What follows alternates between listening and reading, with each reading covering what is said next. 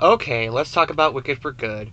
I did not review part 1 last year because I had personal things come up, but I did talk about it in my 2025 Academy Awards Roundup video, and I also rewatched it yesterday in preparation for this film. I mostly liked part 1, but felt so many plot threads were left dangling.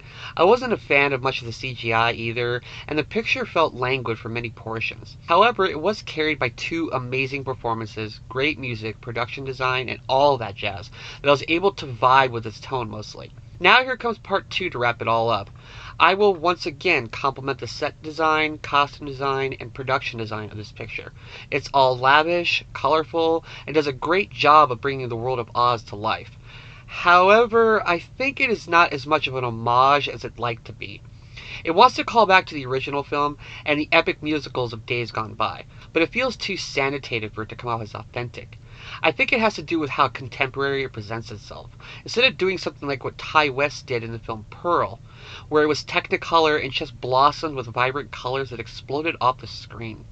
While the look of Wicked for Good is very nice, it doesn't feel authentic to me because of that. That was one thing I complained about when I sort of reviewed part 1 earlier this year. I said it has a sense of smugness to it that I could not vibe with, and now that I've seen both parts basically back to back, it has to do with how inauthentic it feels in contrast to the epics it is attempting to pay respect to.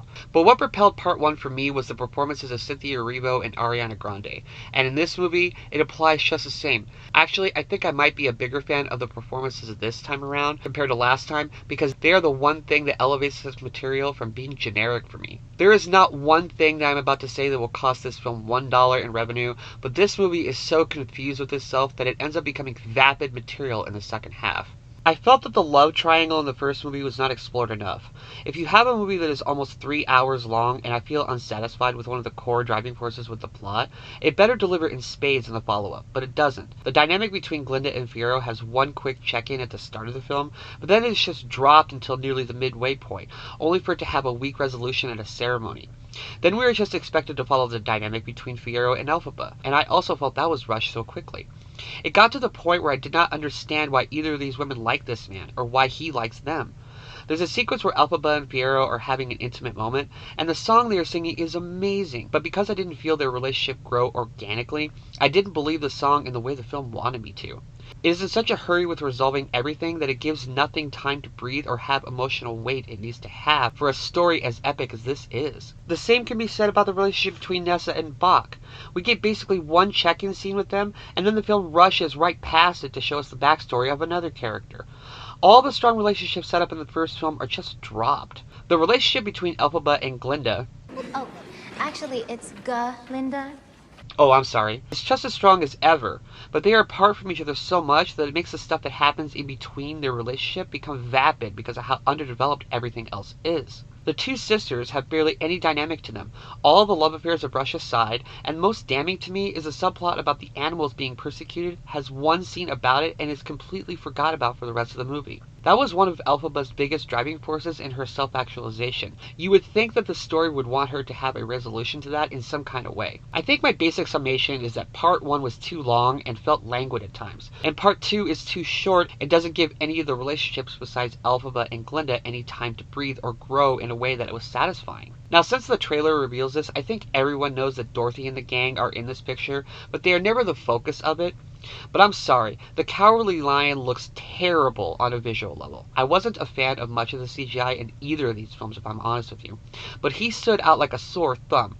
And the fact that he's voiced by Coleman Domingo, and you give him nothing to do, felt like a gigantic waste of a character voiced by an actor with so much talent. The Tin Man gets more story than him, but even that is forced, and to be honest, is kind of bad to me. Jeff Goldblum is great this time as the Wizard. I thought he was the weakest aspect of part 1, but he is pretty effective this time out by just being Jeff Goldblum. Michelle Yeoh is good too, but these two create a plan to put into motion that starts the second half of the movie.